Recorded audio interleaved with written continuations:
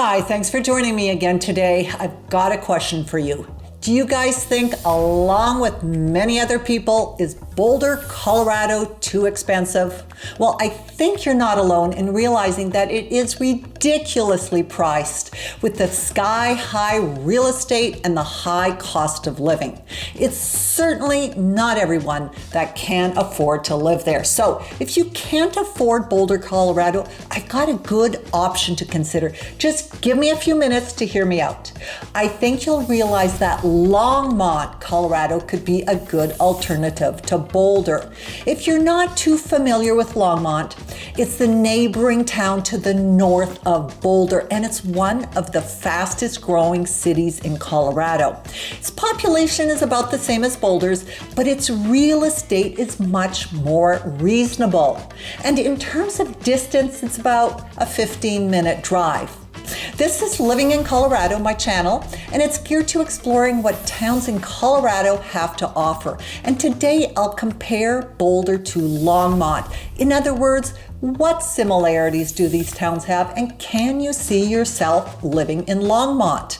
My name is Michelle, and I'm a local realtor. If you are looking to make a move, I'd love to help you. Now, let's get started with probably the most important topic, especially if you might consider buying in Longmont because of its affordability. It's the cost of living. Here you'll see a big difference, and that's why I say Longmont could be a good alternative to Boulder.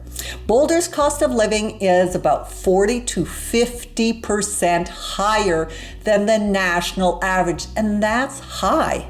And this is in large part due to, of course, the housing market and the city's high standard of living. Now, comparing Longmont to Boulder's cost of living, you'll find that Boulder is 25 to 30% higher than Longmont. And this again is due in large part to the housing. In Boulder, the housing can be 40 to 50% more than Longmont's, and that's why Longmont is a good consideration if you can't afford Boulder. But don't be fooled, because Longmont's housing prices are going up.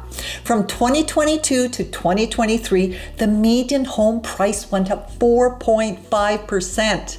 And from 2023 to May of 2024, it went up 4.8%. So it's a great option.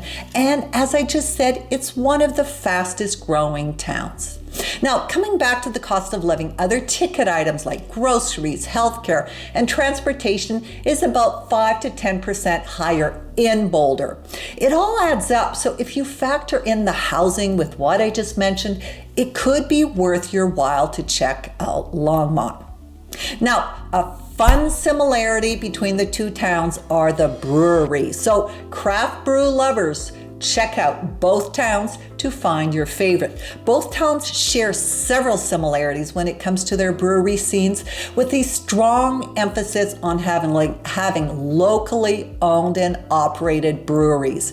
In both towns, craft brewing is a part of its identity and lifestyle. Boulder, of course, has the well-known Avery Brewing Company, Boulder Beer Company, whereas Longmont is known for Left Hand Brewing, which, by the way, is a nationally recognized brewery that has won many awards, and also there's Oscar Blues Brewery. And I should mention that there is also the Pump House Brewery, which is one of my favorite bars, and it's won an award for its IPA. It's also nice to know that many breweries in both towns do welcome dogs, so you could sit back, enjoy your drink, and have your dog right next to you. Now, another similarity, if you are a dog lover, you'll be happy to know that both towns are dog friendly. And that's a really good thing, since around here, everybody seems to have a dog.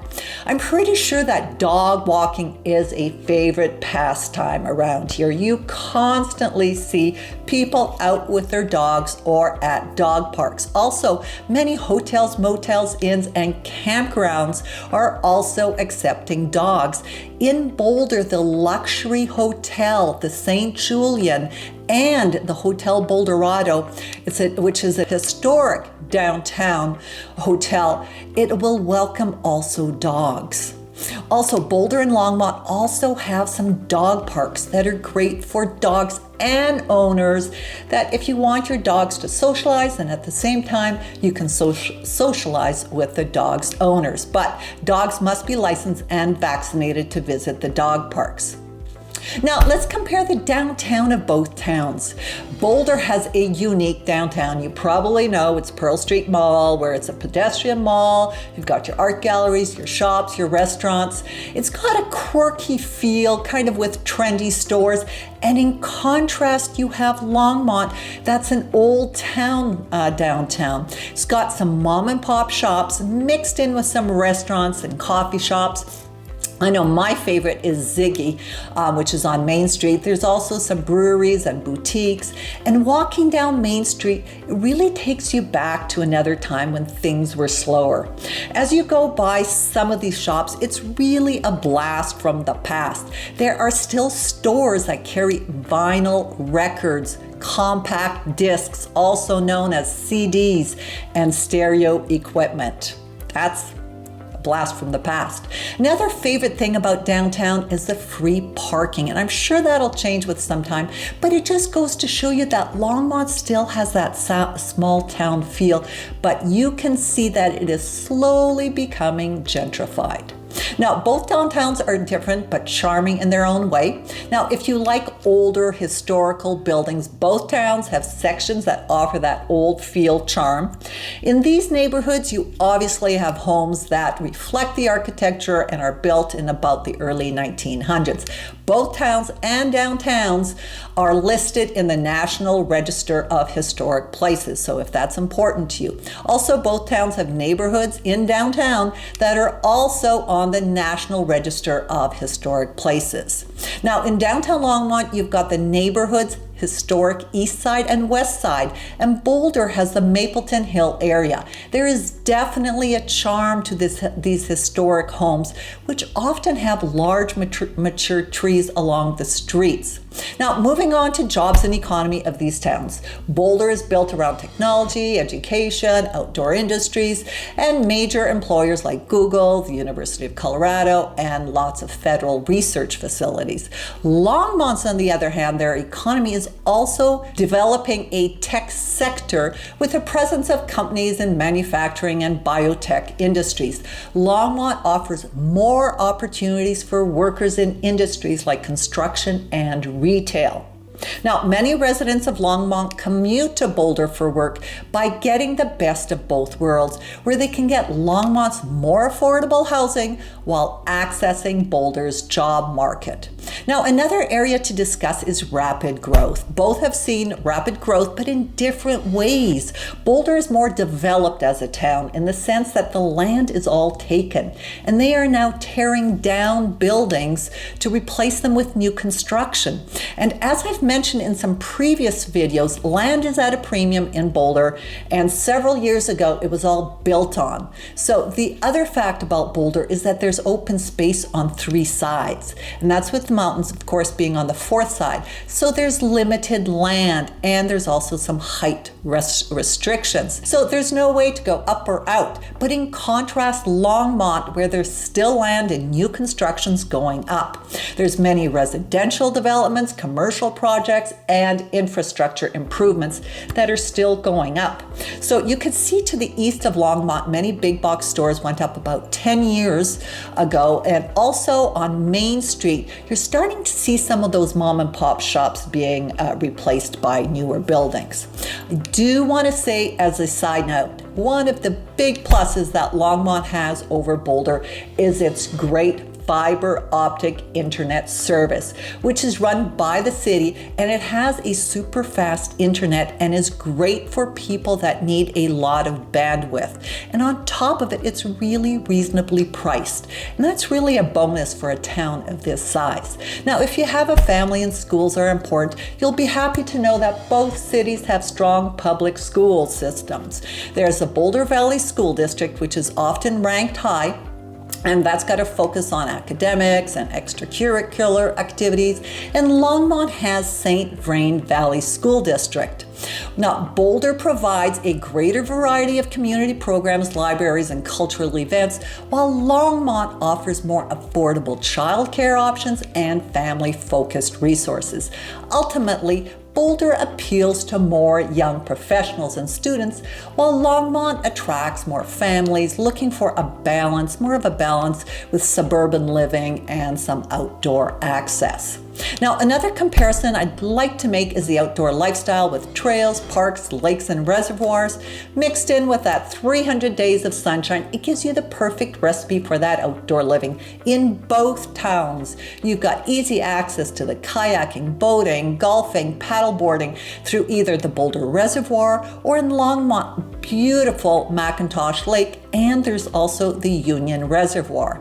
And in contrast, Boulder has the same 300 days of sunshine, but in my opinion, the trails are superior with easier access and more and better bike paths. So that's a difference. Both places give you the outdoor lifestyle, but it is more pronounced in Boulder, if I'm being honest. More people are out running and biking there, and that feel is different. Now, let's move on to the public transportation. In my mind, this is where Longmont lags a little bit when comparing to Boulder's bus system. It's not something that's talked about much, but Longmont basically has the public bus system that links you to Boulder, and from there you take another bus to head out to where you want to go. On the other hand, Boulder has several bus lines that take you wherever you want to go within Boulder and also around Boulder, including Denver and the airport. So many people drive, so I'm not sure many people even notice this difference. Now, let's compare the restaurants between the two towns. Both towns have great restaurants, with Boulder, in my opinion, ahead of Longmont in terms of the number of restaurants. Also, Boulder has more specialized restaurants if this is important to you, like vegetarian, vegan, gluten-free, dairy-free, and keto.